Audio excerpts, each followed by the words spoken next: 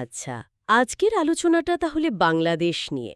হ্যাঁ, আমাদের হাতে যে সূত্রটা আছে, বাংলাদেশ এক সমৃদ্ধ পরিচিতি, ওটা থেকে আমরা দেশটির কিছু আ, গুরুত্বপূর্ণ দিক একটু বোঝার চেষ্টা করব। হুম, লক্ষ্যটা হলো মানে এর ভূগোল থেকে শুরু করে অর্থনীতি, সংস্কৃতি, ভবিষ্যতের সম্ভাবনা এই সব মিলিয়ে একটা স্পষ্ট ছবি আর কি। ঠিক। প্রায় ৭০০ নদী এই দেশে, আবার বিশ্বের অন্যতম ঘন বসতিপূর্ণ এই পরিচিতির গভীরে একটু যাওয়া যাক, যেখানে ঐতিহ্য আর আগামী দিনের একটা মেলবন্ধন দেখা যাচ্ছে। হুম। এই ভৌগোলিক অবস্থানটা দিয়েই শুরু করা যাক, কারণ এটাই তো অনেক কিছুর ভিত্তি, তাই না? অবশ্যই। দক্ষিণ এশিয়ায় এর অবস্থান, আর আয়তন প্রায় ১,৪৭,৫৭০ বর্গ কিলোমিটার। জনসংখ্যা কিন্তু বেশ ঘন। হ্যাঁ, সেটা তো জানি। আর নদী, সে তো বলতেই হয়। পদ্মা, মেঘনা, যমুনা, এই বড় নদীগুলো তো আছেই। সাথে আরও প্রায় ৭০০ নদী, মানে জালের মতো ছড়িয়ে আছে। জীবন আর জীবিকাকে নানাভাবে প্রভাবিত করে এটা। ঠিক, শুধু নদীই তো নয়, দক্ষিণে আছে সুন্দরবন, মানে বিশ্বের সবচেয়ে বড় ম্যানগ্রোভ বন। একদম। আর রয়্যাল বেঙ্গল টাইগারের অন্যতম শেষ আশ্রয়স্থলও বটে। আর পূর্ব দিকে পার্বত্য চট্টগ্রাম, ওখানে তো আবার একদম অন্যরকম বৈচিত্র্যময় আদিবাসী সংস্কৃতি। ঠিক। এই যে ভৌগোলিক বৈচিত্র্য, এটা দেশটির ইতিহাসকে কিভাবে রূপ দিল, মানে এর প্রভাবটা কেমন? দারুণ একটা পয়েন্ট। দেখুন, এই অঞ্চলের ইতিহাসের পড়তে পড়তে অনেক গল্প জড়িয়ে আছে। ১৯৪৭-এ যখন ভাগ হলো, তখন তো পূর্ব পাকিস্তানই ছিল এর যাত্রা। হ্যাঁ। কিন্তু ভাষার প্রশ্নে বাঙালিরা একদম আপোস করেনি। ১৯৫২-র ভাষা আন্দোলন, সেটা তো শুধু ভাষার জন্য লড়াই ছিল না আসলে। আত্মপরিচয়ের লড়াই ছিল, তাই না? একদম। আত্মপরিচয়ের লড়াই, যা বিশ্বে সত্যি বিরল। আর সেই আত্মপরিচয়েরই চূড়ান্ত রূপ আমরা দেখি ১৯৭১-এ ৯ মাসের রক্তক্ষয়ী মুক্তিযুদ্ধ, তারপর ১৬ই ডিসেম্বর বিজয়। বঙ্গবন্ধু শেখ মুজিবুর রহমানের ভূমিকা তো এখানে মূল। নিঃসন্দেহে। এই যে লড়াকু মানসিকতা, এটা কি আজকের বাংলাদেশেও দেখা যায়? মানে সূত্রগুলো কি বলছে? সূত্রগুলো তো সেদিকেই ইঙ্গিত করছে।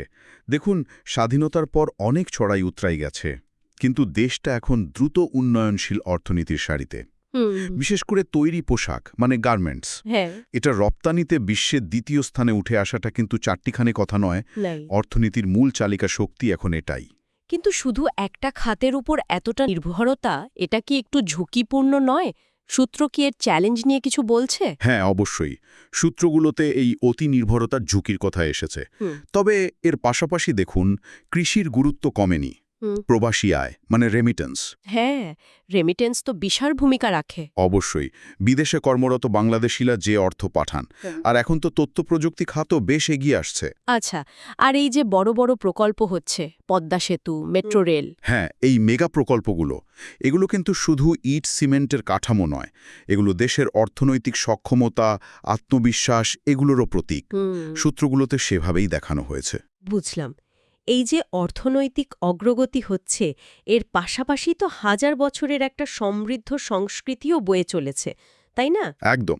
লালন, ভাটিয়ালি গান থেকে শুরু করে সাহিত্য, কারুশিল্প, এর শিকড় তো অনেক গভীরে। ঠিক তাই। রবীন্দ্রনাথ ঠাকুর, কাজী নজরুল ইসলাম, তাদের সাহিত্য যেমন এই মাটির অংশ, তেমনি নকশি কাঁথা বা ধরুন জামদানি শাড়ি, এগুলো তো আন্তর্জাতিকভাবেও পরিচিতি পেয়েছে। ঠিক। আর উৎসবের কথা যদি বলেন, পয়লা বৈশাখ, এটা কিন্তু ধর্মবর্গ নির্বিশেষে সবাই মিলে পালন করে, একটা অসাম্প্রদায়িক চেতনার দারুণ প্রতিফলন। এখানকার মানুষের আতিথেয়তা, সাংস্কৃতিক বন্ধন, এগুলো বেশ শক্তিশালী। শিক্ষা বা প্রযুক্তির প্রসারের কথাও তো এসেছে সূত্রগুলোতে। হ্যাঁ, এসেছে। সাক্ষরতার হার বাড়ছে, ডিজিটাল বাংলাদেশ কর্মসূচির মাধ্যমে প্রযুক্তির ব্যবহার বাড়ছে। এই স্মার্ট বাংলাদেশ ২০৪১-এর লক্ষ্যটা আসলে কি, একটু যদি বুঝিয়ে বলেন। স্মার্ট বাংলাদেশ 2041-এর মূল ধারণাটা হলো, মানে প্রযুক্তি ব্যবহার করে নাগরিক সেবা, দেশের প্রশাসন, অর্থনীতি, সমাজ সবকিছুকে আরও দক্ষ, স্বচ্ছ আর জ্ঞান ভিত্তিক করে তোলা। আচ্ছা। আর তরুণ প্রজন্ম কিন্তু এদিকে বেশ এগিয়ে। যেমন ধরুন, কৃত্রিম বুদ্ধিমত্তা, ফ্রিল্যান্সিং, স্টার্টআপ তৈরি, সফটওয়্যার ডেভেলপমেন্ট, এগুলোতে তাদের অংশগ্রহণ চোখে পড়ার মতো। এই লক্ষ্য পূরণের দিকেই কিন্তু এগুলো এগিয়ে যাওয়া। আন্তর্জাতিক অঙ্গনেও তো বাংলাদেশের পদচারণা বেশ জোরালো মনে হচ্ছে। সূত্র অনুযায়ী 21শে ফেব্রুয়ারিকে আন্তর্জাতিক মাতৃভাষা দিবসের স্বীকৃতি, এটা তো একটা বিশাল অর্জন। নিঃসন্দেহে বিশাল অর্জন। এছাড়া দেখুন, জাতিসংঘ শান্তিরক্ষী মিশনে বাংলাদেশ কিন্তু অন্যতম প্রধান সেনা প্রেরণকারী দেশ। বিশ্ব শান্তিতে একটা বড় অবদান রাখছে। ঠিক। আর জলবায়ু পরিবর্তনের ঝুঁকিতে থাকার দেশগুলোর পক্ষে যে নেতৃত্ব দিচ্ছে, বিশেষ করে ক্লাইমেট ভালনারেবল ফোরামে, এটাও বাংলাদেশকে আন্তর্জাতিকভাবে একটা আলাদা পরিচিতি দিয়েছে। তাহলে সব মিলিয়ে যা বোঝা যাচ্ছে সূত্রগুলো থেকে, বাংলাদেশ একদিকে যেমন তার ঐতিহাসিক ঐতিহ্যকে ধরে রেখেছে, তেমনি ভবিষ্যৎমুখী একটা যাত্রাও শুরু করেছে। অর্থনৈতিক উন্নয়ন, সংস্কৃতির গভীরতা, আন্তর্জাতিক ক্ষেত্রে সক্রিয়তা, সব মিলিয়ে বেশ গতিশীল একটা ছবি। ঠিক।